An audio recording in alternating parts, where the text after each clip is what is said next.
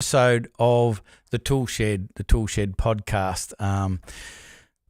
As you're always aware, the purpose of this podcast is to find people and processes and tools that are going to help you with your building business, your construction-based business. In this episode, I'm talking to Liam, either Sorrell or Sorrell. He doesn't care. His father doesn't care. And I cared, but I couldn't get a decent answer. So we're going to go with either. And the reason that I'm talking to Liam is he looks after a couple of groups. One's called the Australian Dads Network. And the other one is a website called Grit and Gratitude. And the reason that I wanted to speak to Liam is that a huge part of what we think about and what we endeavour to work on and support is the mental health side of things. And one of the things with Builders Business Black Belt, we're business coaches, but we've always felt that if the business owner isn't right, the business never will be.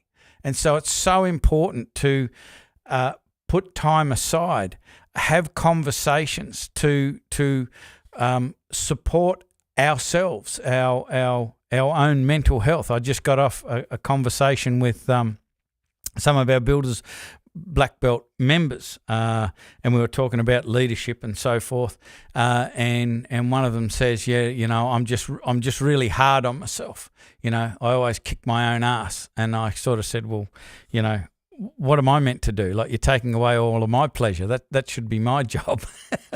But we all do that. We're our own worst critic, and we're so good at looking at what we don't do, what we didn't do, what we didn't do well. And we're really awful at giving ourselves self-support and giving ourselves gratitude and appreciation for what we do, the changes we make, the people we help, the accomplishments that we accomplish, and we need to do something about that. So I wanted to bring Liam into the conversation, find out about his thoughts and his philosophy, why Grit and Gratitude exists, why the Australian Dads Network exists, because it's all really, really important. So I'd like to welcome Liam to the conversation. Make sure he's unmuted and introduce yourself. Tell us how you got involved in creating Grit and Gratitude and the Australian Dads work and everything you do in and around mental health. Yeah, awesome. Well, hey, firstly, cheers for having me. I appreciate the opportunity to jump on here and have a chat and yeah, hopefully, I suppose, give a bit of an understanding of who I am and why I'm able to be here, and but also, to be able to provide any sort of value, hopefully that from my experience and the things that I do to people who are listening and watching as well. Yeah. So I appreciate it, and I suppose we can just start with the quick 30,000 foot view. So I originally from just outside of Melbourne, western suburbs of Melbourne. That's where I grew up in Werribee, and pretty much as soon as I got my driver's license, I decided to I say stole my parents' car, but they let me. We did the sort of switch. I had a sedan, an EA sedan, and mum and dad had an EB station wagon, Ford Falcons, and I wanted to chuck a mattress in the back and go for a drive. So I did that. I convinced them, somehow, and I was able to. I made it an hour and 10 minutes north to a place called Ballarat in country Victoria, and spent a couple of years studying there. And basically, what that did was just give me some really good networking and contacts in the music industry in particular, and spent the next few years traveling around Eastern Australia, doing music festivals, working at music festivals, and so it was a really good experience. And it just for me, I knew at that particular time that there was something about that environment that really gave me a lot of energy. And I suppose as I'll call myself a young hippie at that particular time.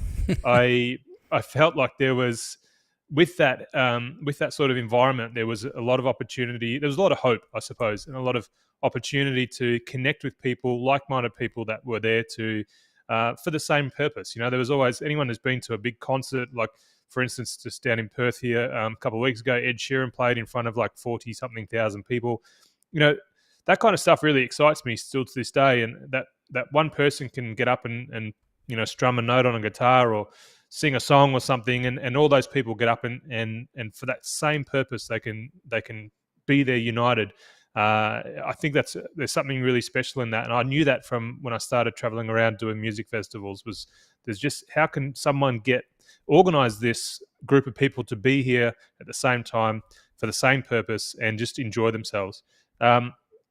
So I continued trying to search for what that was. At the time, I didn't really I couldn't put my finger on why it was extremely important to me, but I kept traveling around, and that sort of led me um, to a couple of music festivals where I worked with a friend, and my first encounter with mental health was as a result of this guy who I traveled around with, Nick, for some time, and he was like that, you know, so that big brother figure for me. Although he was a little Irish man, he was this big brother figure, and we had a really good time, and he was always the, you know, that life of the party, and for anyone in this kind of situation heard these kinds of stories before, and always sharing, always giving, and he was the first person that I knew who took his own life, and I didn't know what this was. I was young at the time, um, probably a bit ignorant to mental health and emotional health, and obviously mental illness and what he was going through. But I didn't realize this is in 2008, April 24. So it's coming up on that day, and so I went up to Brisbane from Melbourne at that particular time and met up with his sister and said, you know, where does this come from? Spent like almost 4 years traveling around with this guy at music festivals and thought we knew everything about each other. And turns out that, you know, he had this whatever you want to call it, this burden he was carrying, or, you know, there was something deep and inside of him. And she said that he'd been suffering from depression for most of his life, and that wasn't the first attempt at taking his own life that he had as well. So for me, again, it was another big shock, and I realized then that there was something more to this. There was something more to people than what was being shown. And so from that point, I made a real big commitment to Nick and also to myself that I would make sure that I was doing as much as I can to learn about mental health and support those people as much as I can around me. Fast forward again, ended up in Airlie Beach in Queensland, still traveling, and I was doing a scuba dive instructor's course and met this Canadian girl who was backpacking at the time, and you know, she was kind of cute, and so we started traveling together, and then she ended up being my wife, which is really cool. And then from that, we traveled around the top end, made our way towards Exmouth in WA, where we had some jobs lined up, and we stopped in Karratha, and because it was a boom time in 2010, and we had some friends here that said, if you stay here, then you make some lots of cash. And as backpackers, we were really happy to make $40 an hour. So we never actually made it to Exmouth for those jobs, which is, you know, it is one of those things. But we're still here. 12 years later, we're in Karratha still. I've done a range of jobs from oil and gas through to managing, you know, the whole northwest of a not-for-profit organisation, to a couple of years at the local city of Karratha, and then and now, which we'll touch on in a sec, is what sort of got me to where I am now with Grit and Gratitude. But the Australian Dads Network, just briefly, was born just basically off of my need for connection. When we had our first child, Reed, in 2014, we spent that first 6 months isolated, struggling. Alison's folks obviously in Canada. My folks were still in Melbourne. So we didn't really have that support network here in town. And it was still a transient place, Karratha back then, and still is to a degree. But we really struggled with connection, and Reed in particular had silent reflux. So anyone that has had a kid with silent reflux has now gone, oh yeah, I get that. It's not much fun. And we had these GPs that kept telling us that kids don't sleep and kids just cry a lot. So just, well, babies anyway, babies do that. So just deal with it. And GP after GP kept telling us that, and we got more and more frustrated. And 6 months of basically 45-minute sleep cycles, and we were exhausted, as you can imagine. And a lot of business owners would probably know that. Just if their baby is their work, we try and push through as much as possible. But sleep and fatigue gets the better of you, and we pretty much had sleep deprivation for that particular that period of time. We ended up getting a pediatrician, and he said he's got silent reflux, so go and grab yourself some anti-reflux formula, which you can get from Woolies, and it was there the whole time. And so we went in there that night, got it, and Reed slept for 11 hours that night. Wow. Which was pretty bloody impressive. So you could tell I wasn't able to sleep. I was still just making sure that he was actually alive. What is this stuff that we've just given him? Yeah. But so we I learned through that process. It took me about 18 months to realize after Reed was born that I needed that help. And in that meantime, we had another child as well, funny enough. We were gluttons for punishment. And so I tried to find something local for dads, and there was nothing. I tried to find something in Australia for dads at that particular time. There wasn't much around on Facebook anyway. So I just said, bugger it, I'll just start my own little Facebook group here in the Pilbara, and it took off really well. And we're having 10 to 30, 40 guys joining every week for a little while, and basically some guys that were transient, moving out of town, military, nurses, police, teachers, they were leaving town and they wanted to stay involved. So we just changed the name from Pilbara Dads Network to the Australian Dads Network. And now we've got just under 3,000 men inside of our private dads only community. And it's basically taking everything that I've learnt from my own research, but just supporting guys, creating a place for guys to be able to talk about whatever's going on in their lives, whether it's teething problems, whether it's, what school to send my kid to as a teenager, all the way through to, I've got really dark thoughts and I don't know what to do. So that led me to start studying formally. And so I completed a diploma of counselling last year. And during some presentations and workshops I was delivering over the last couple of years, people were telling me how much this is needed, especially in the Pilbara. There's nothing here for men in particular. And that transitioned into me leaving full-time employment towards the end of last year, early this year, and starting Grit and Gratitude, which is basically a men's mental health support service for anyone that needs it. But particularly the gap here in the Pilbara is huge for men's mental health. So that's why I'm here, and that's what I'm trying to plug that gap and do as much as I can to support in any way that I can. Fantastic. That's a 30,000-foot view. Yeah. Lucky we didn't go higher. I know. Sorry.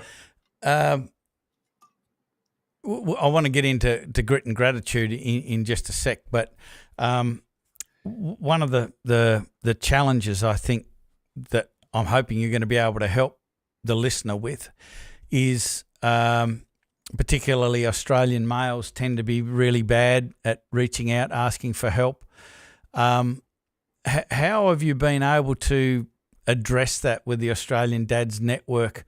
Obviously, you've been able to do something that has created a real attraction and I suppose a frictionless pathway for dads to jump in and start to have conversations. So what's different about Australian Dads Network that's been able to get people to jump in and join in the conversations and obviously get tremendous benefits from being part of that group? Yeah, it's a good question, and it's one that it took a little bit of time to sort of really understand what it was, and it's not now that I know, it's not overly complicated, and it's simply trust and being open, and I think those two things are really important. So, in the early days, it was sort of setting the foundation of what we wanted the whole process to look like, what we wanted the environment to look like, because that was going to be the difference between the Australian Dads Network being another group that was, not really going to be helpful, or it has the opportunity to be something that is extremely helpful to whoever wants to be open and get involved. And so from that, it took building a place and an environment of trust.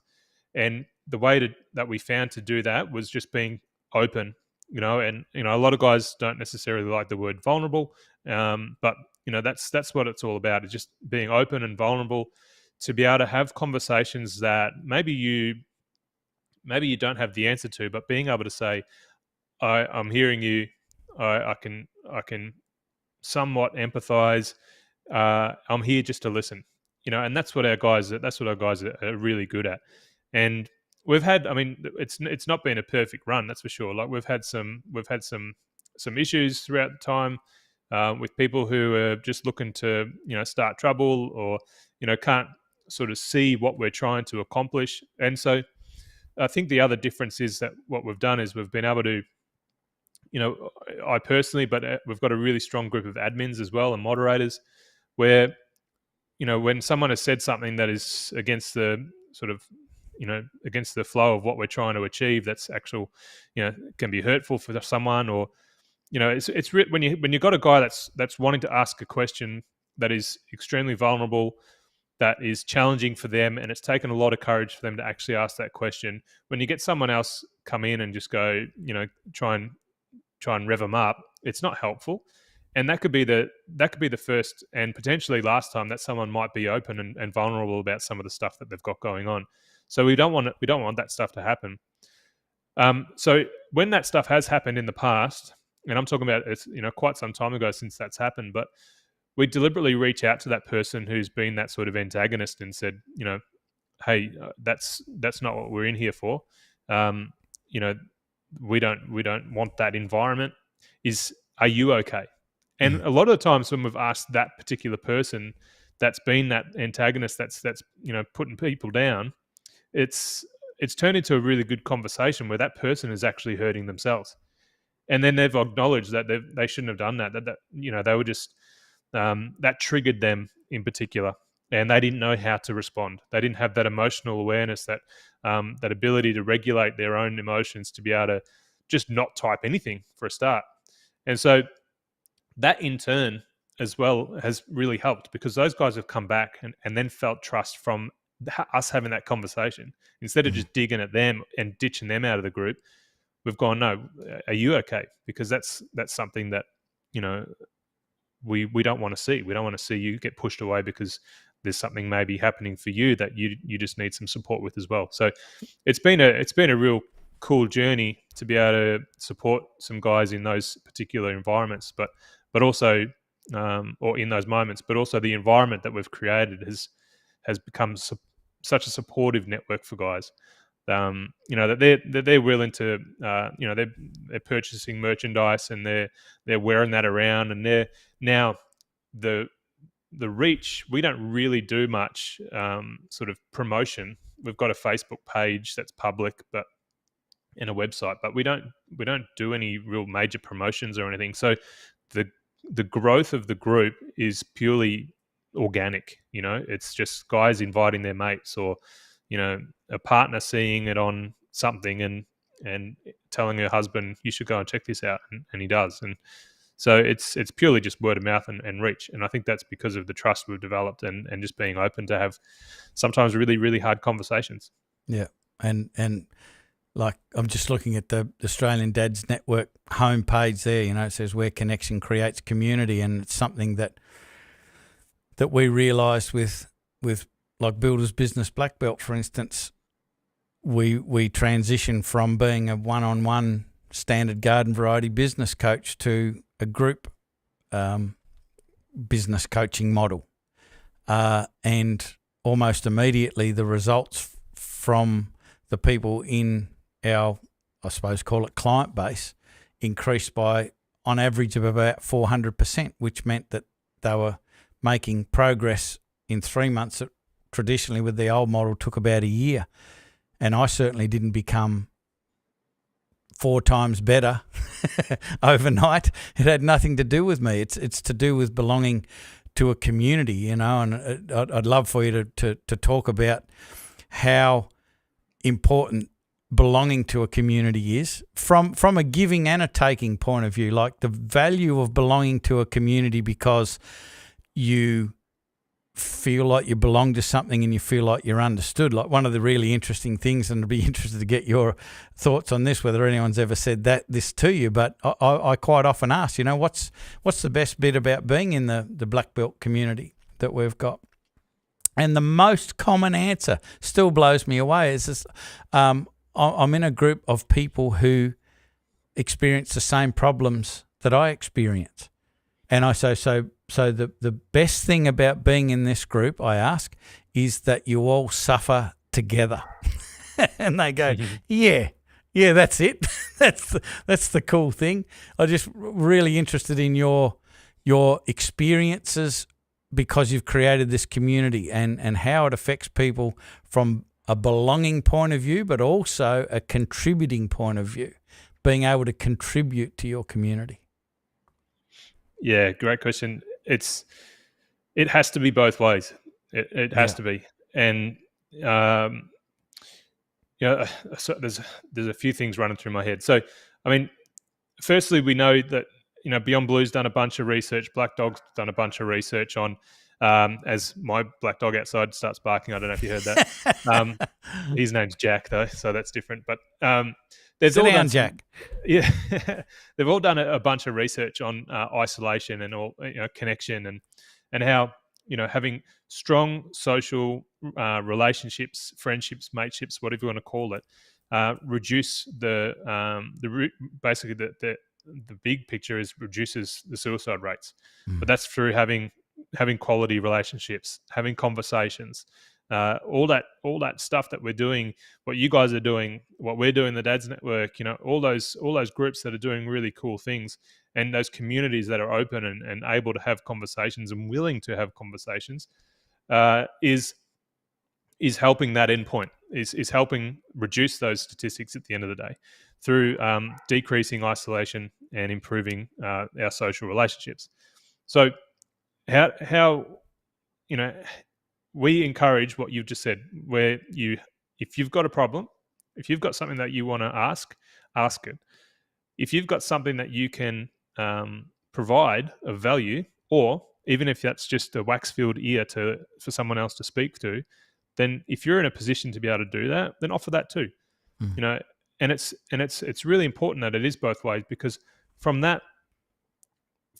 you being able to provide help, which is very much men spend a lot of time being in that space of I'm a provider and I'm a protector and all those things, right? That we don't necessarily get ourselves in a position, or we feel comfortable to be in a position where we want to ask for help, because then some people may think that looks like we haven't got all of our shit together, and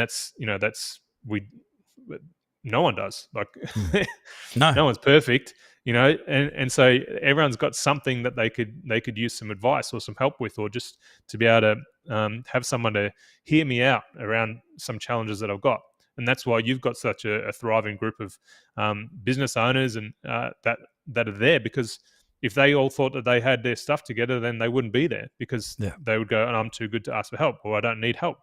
And that's cool too. Like if you'll get there when you get there. But I think it's the more that we surround ourselves with people that are there to support us, but where you feel comfortable to be able to support back.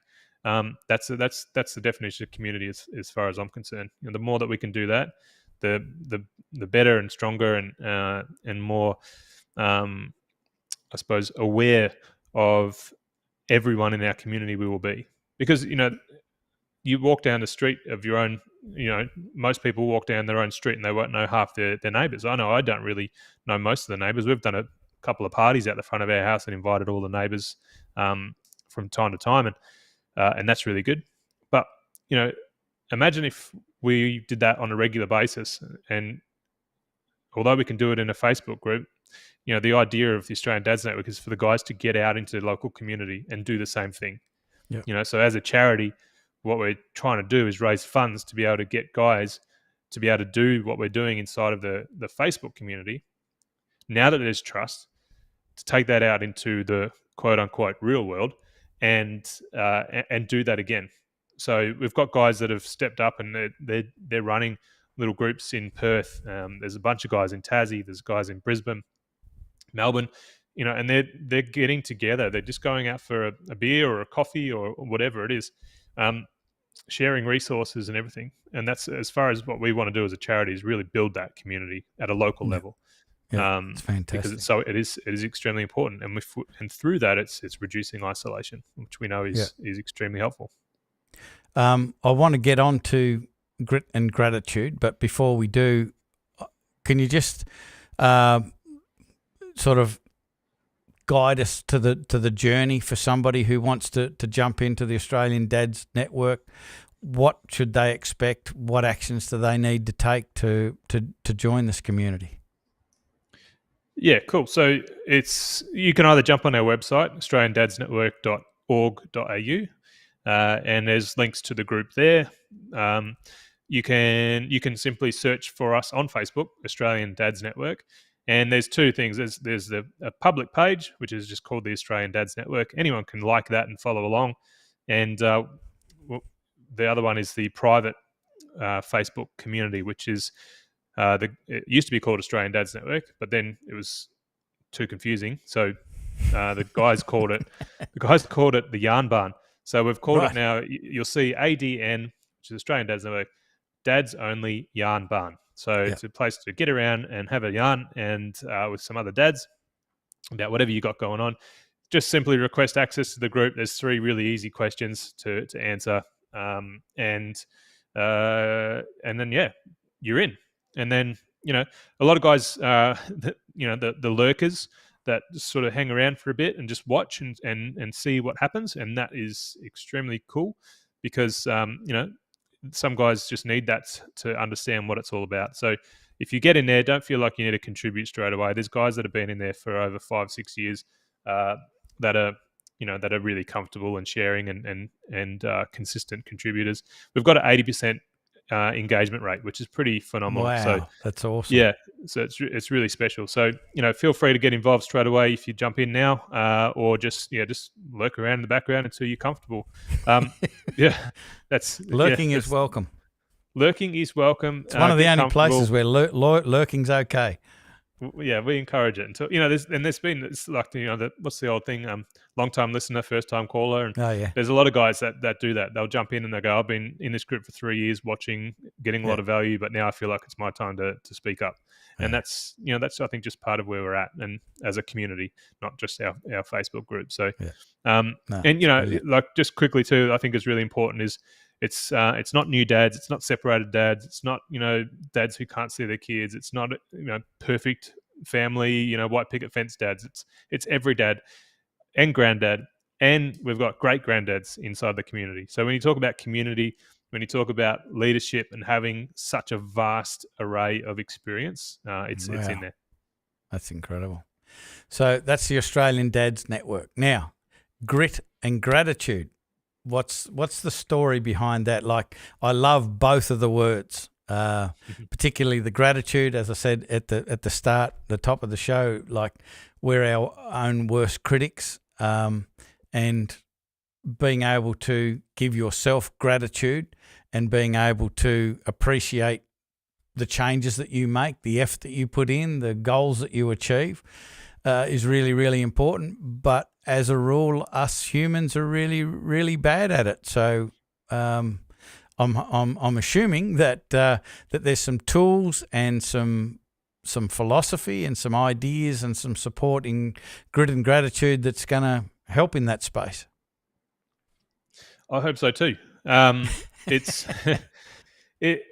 So I suppose this the start of it. So I'm a big believer in intuition. I've been following my own intuition for some time, and it hasn't led me astray yet. So when I was convinced and confident that I was going to, and having the conversations with my wife about leaving the full-time employment, which at the time had a house over our heads. It was I had a I was fortunate enough to have a job that gave me and my family a house, which was really hard to, as a big factor in, are we jumping this ship to start something brand new in one of the most expensive cost of living towns in the country? But the drive and the need I felt was there, and so also my intuition was telling me that it was necessary to do, and so we left that, we came here, and before we did that, we, for some reason, when I was just sitting at home, when I was thinking of like, what do we call this?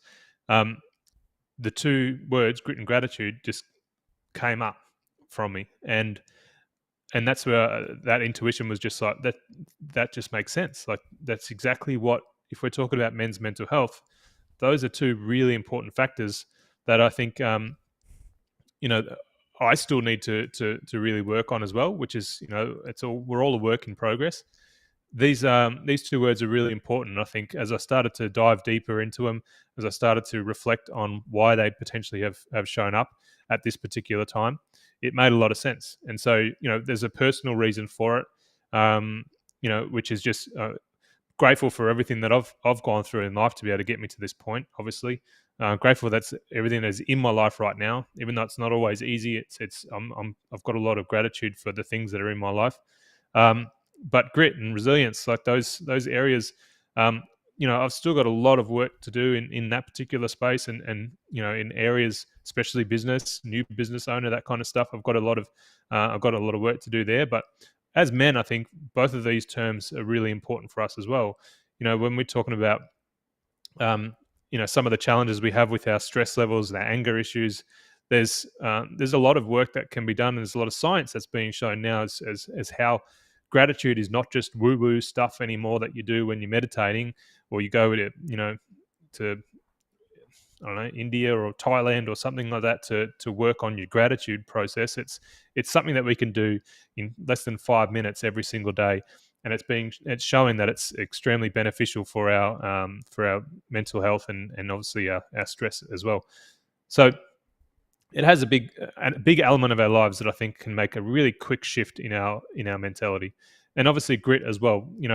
And as your listeners with business owners, and you've got to have that. You've got to have that grit. You've got to have that resilience, that tenacity to be able to push through any of the obstacles that come your way, which is always going to be some, but also that long game too. So what is that long-term goal, and how are we going to get there and make sure that we persevere through all those challenges to get there as well? And so that's where that all came from. But the big thing that came from the logo too is that G, and you can probably see whichever it's back to front. So the G is really important as well, and for a number of reasons. So the G looks like, obviously it's grit and gratitude. That's pretty straightforward. But the G itself looks like a shield. And so for when I think of men and being open and talking about some of the stuff that they've got going on, it's about, the first step is dropping that shield just for a bit. Don't have to do it all the time, but just for these moments, especially as a counselor, when you walk into that room, really want to create that environment where it's safe to drop your shield, put it down, and have a conversation. The other parts of that is, and you can't really see it now, but you can kind of see it on the big sort of all the scars and stuff that there. Yeah. That's part of it. It's reflecting that we're not perfect. Nobody's got through to this part of their life without having some sort of battle scar or some wound or some sort of trauma or whatever you want to call it. We've all been through something. We've all been brushed up. We've all been scarred. And that's just the nature of life. And so that's just signifying, like, I could have done a real clean and crisp logo, but for me, that was really important to have that in there to say that, we've all got our own stuff that we've gone through. And it's about now dropping that shield and having a conversation. The other part to it is, I'll see if I can do this. It's hard to do it back to front. It's actually the right way how we can see it. It just must be mirrored on your screen. Yeah. Well, I can see that that's a semicolon. Yeah. And so the semicolon is really important to be there, because that's obviously, for anyone who finished, I don't know, year 7 English would know that a semicolon is not the end of the sentence. It's just a pause. And so it's really important for us to be aware that although this is really, really tough for us right now, whatever you're going through, it may be extremely hard for you and you can't see an end to it. There is. and there is a positive end. And it's just right now, that is a pause. Consider that a pause in the life's journey, in the story, but there's more to come. And if we put the effort in now, if we put some work into, to identifying what those challenges are, speaking to someone who may be able to help, speaking to a friend, a colleague, a counselor, or a psychologist, a group of people that's in that same environment, that can support you, then we can continue on in our journey and rewrite the rest of the sentence. And I think that's really important part of this grit and gratitude journey for me, is being able to rewrite some of the stuff that I've got in my own life, but also be able to support guys going through it as well. And hopefully I can create some of those opportunities for mini aha moments, in their life, and go, oh, okay, I haven't tried that. Let's give that a crack and see if it helps. And so that's sort of where we're at the moment. Yeah. You just mentioned a few moments ago, it can be 5 minutes in the morning gratitude. So I'm assuming that you have, maybe even teach a specific process for that. Have you got any suggestions for people who are listening that can just start that? Because I know that, like, it's something that we used to teach 30 years ago in our very first seminar, was your input determines your output. And, we encourage people to stand guard at the entrance of their mind. And if you're constantly putting in, the negative, that's what you tend to draw on as how your world shows up. The opposite is also true. And I'm assuming that, if you've got a practice every day where you put in a few minutes of what you appreciate, what you have gratitude for, it can change your day. And then if you do it every day, it can change your week and your month, and on we go. So do you have a specific practice, or is there something that you recommend? There's my practice is constantly changing, and my daily routine is constantly changing. I only just updated a whole new sort of process of my day. Only completed that yesterday, so I'm on this brand new process, and I suppose it's just that constant evolution. We've always got this opportunity to, try something new and change things up, and that's what I've gone and done again as another part of my own journey. But as far as setting the day and the tone of the day, it can be done in as less than 5 minutes. And then obviously throughout the day, there's different things that you can do to continue to remind yourself of where you are and where you want to be. So, gratitude is a really simple process, and can be. And we've probably all heard, just write down 3 things that you're grateful for in the morning. And that's really straightforward. And if you write it down, then it sits in your mind throughout the day. But also, if you're doing it properly and you're actually really feeling what that is, feeling the energy that comes from that, not just, there's a lot of value in saying, I'm grateful for my water, and I'm grateful for my phone, and I'm grateful for the book. And that's really cool. But it doesn't really sink deep, in my opinion, doesn't really sink deep enough into have that emotional connection. So thinking more and more about, grateful for the opportunity that I have with my kids to be able to watch them develop every day and learn from them more than I can learn from the book, because they're teaching me more than I can soak up. And I'm learning so much about myself from them every single day. The good, the bad, and the ugly about myself, not them. I'm learning about myself through them. And, they're my biggest teachers. So I'm really grateful for them. I can feel that just from explaining that to you. I can feel that deeper inside of me than, just saying thanks to the water. That's, that I think is if you're going to do like 3 things of gratitude every morning, that's the way that I would suggest to try it, is to get deeper into that emotional connection with whatever it is that you're grateful for, and then write it down. There's this thing called that I've sort of framework that I've created called STEP, which is it starts with self-talk. And so gratitude is a big part of that. When we start to have those conversations inside of our head, they can either go one of 2 ways. They can either go really positive or really negative. And so self-talk leads to these things called triggers. And that depending on where you start, whether it's positive or negative talk, will lead you towards seeing and identifying and perceiving things as a trigger to you. And that will continue down to creating some sort of connection with an emotion. And that can either be really positive or it can be really negative as well. And I'm just blitzing over this really quick, and then the final thing is patterns. And then when we get to this point of having an emotional connection to something that is a trigger to us, that is a result of our negative or positive self-talk, it starts to become a behavior and a pattern in our life. So we have the opportunity at any point through there to disrupt that flow.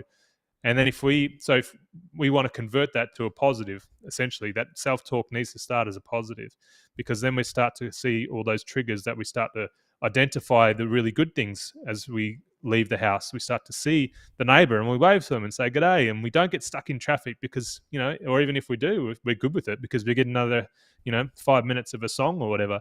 We start to see all these positive emotions come through. And then obviously the more we do that, then the more we want to feel this way, and the more our brain, as you mentioned before, is our brain is that wanting to find those things that are safe and wanting to find those certain things that are going to make our day better, going to make us feel better, and that's what they're looking for. So the more that we can move away from our brain, wanting to, the more we can move away from the threat, and the more we can feel safe, the better it's going to be. And that's how, that gratitude, that's our positive self-talk and stuff can really help us with that. Yeah.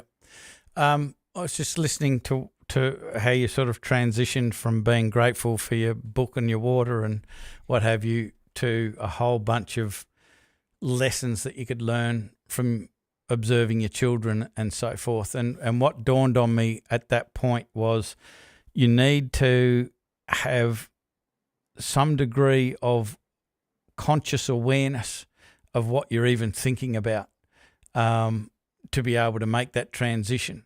And I just wondered, do you have any advice, or is there something that you can share with us to help people get into that conscious awareness? Because I just feel that the majority of people, they kind of get up, and the way that I explain it is that you get up and you might jump into the shower and you're in your shower trance, and then you're eating your breakfast and you're in your breakfast eating trance, and then you're in the car and you're driving to work and you're in your driving trance.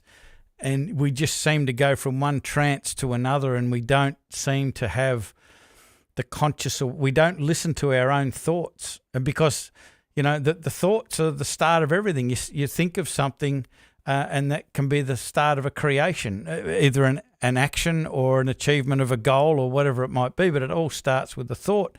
And unless we get into the conscious awareness of our thoughts, we kind of just become the victim of the flow of trance or the flow of thoughts. So I just dawned on me when you had that very I suppose stream of clarity about what you could learn from your kids.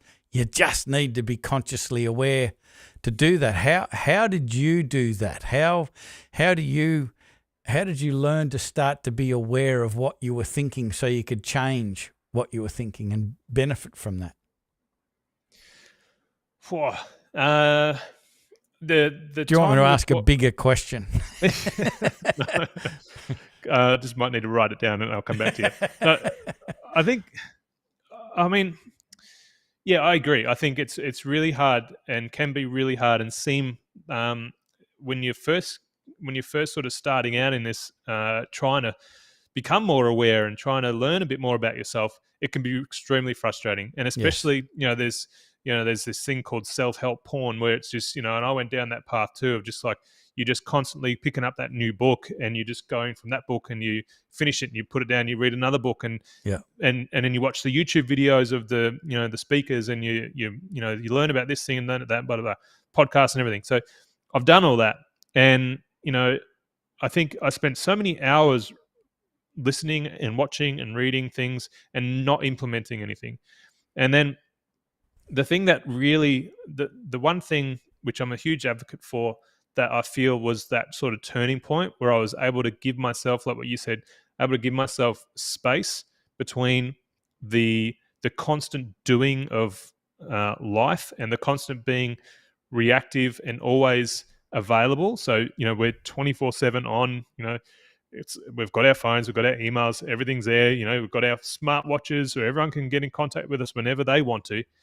We the biggest thing that I learned was shutting those things off when I need my own space. And with two young boys and my partner, like my wife, it's not always easy to find those times to yourself.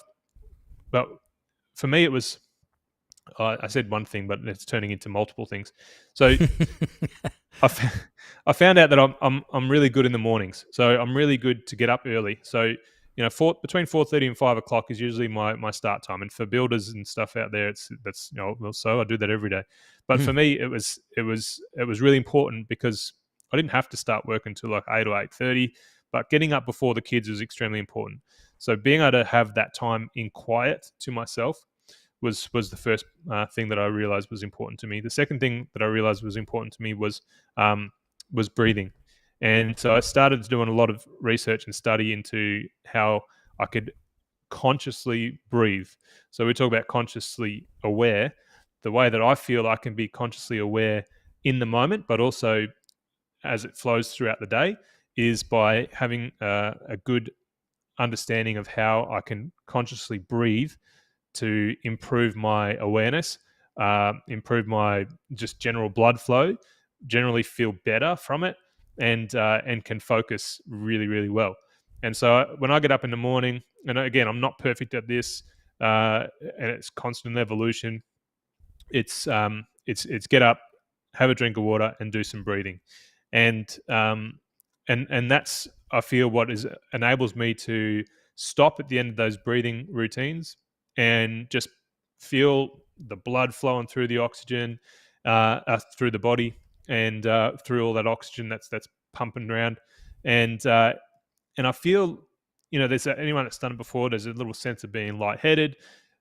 At that particular time, that's when the thoughts slow down, and that's when I can focus on them, and I can sort of pinpoint those moments that are really important for me to dive deeper into, and follow down that sort of rabbit hole, so to speak. And in particular, it's an opportunity for me to reflect on what happened yesterday and where I want to go today. And again, that goes back to those things that that self-talk, that gratitude. When I feel like slower in when I feel like I'm slowing down after breathing and more aware of those thoughts, that seems to transfer throughout the whole day. And I feel like I'm more clear and have more focus throughout the day generally, but also as a result of those things that I thought in the morning.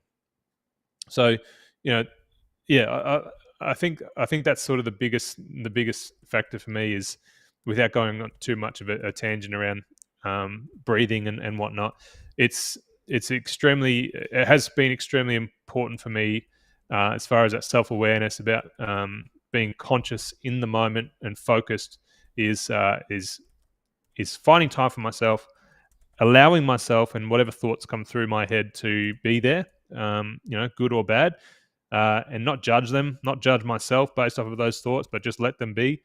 And then through the breathing, be able to create that space and that internal sort of calm to be able to just sit with those thoughts. Yeah, it's incredibly beneficial, but it's one of those things that when you can slow down and start to become consciously aware, you see the benefits of it. But when you're just doing life, get up and just do life, it's really hard to sort of get your foot in the door to start that process of getting conscious awareness. But I'd really like to thank you for being generous with your time and sharing your story about the Australian Dads Network and grit and gratitude. We talked about Australian Dads Network, where they need to go. Where do people need to go to jump onto grit and gratitude? What can they expect? What's there when they get there? What's the journey that they need to take to jump into that resource? Yeah, so the website is gritandgratitude.com.au. So gritandgratitude.com.au. In there, there's a few different options, a few different journeys or paths you can take. if you're an individual looking for some support, there's a page on there called Individual Support, where you can book some time with me, just a free chat, just to see if there's anything I can do to help you understand what's going on for you that maybe I could help with. Provide telehealth, so if anyone in the country or wherever is listening to this wants to have a chat, then that's all available. If you're in Karratha in particular, then I can see you face to face in person. But obviously, as well, some people don't like telehealth, so I can organise just a phone call as well if that's easier for you and more convenient. So the other thing too is I provide workshops for workplaces as well. So there's another tab on there which is all about all for the workplaces, which is things around burnout, fatigue, stress, creating a positive work culture and those kinds of things. So have a bit of a flick through the website and yeah, if you want at any stage to get in touch, then just click on individual support and we'll, or any sort of contact details on the website, and we can have a yarn. Yeah, perfect. Which is the name of the Facebook group, Yarn. So we'll make sure we put all of the links to both the websites and the Facebook groups in the description for our conversation, so people can just jump in them, click the links, and end up where they need to end up. But really appreciate you being on the show today, Liam. Thank you. I appreciate you having me. We didn't sort of get to finding out how you pronounce your last name. I've never met anyone so ambivalent about how their last name's pronounced. It's like most people go, no, you must pronounce it like this. With the accent here. Sorrell, doesn't matter to me. Yep. Yeah, I was just saying to Liam before we got started, out my window here is a town called Sorrell, and the people who aren't local call it Sorrell, so the debate continues. We'll never know, and I guess it doesn't matter. But thank you very much, Liam. That is it for this episode of the Toolshed podcast. I hope you enjoyed it. Jump in the links. Go and have a look at Australian Dads Network and Grit and Gratitude. Get into a conversation with Liam and see where it leads. But that's it, as I said, for this episode of the podcast, the Toolshed podcast. I'm Mick Horse from Builders Business Black Belt. We'll be back with another episode before you know it. So hang around and we'll be talking to you real soon. But that is it for this one. Bye for now.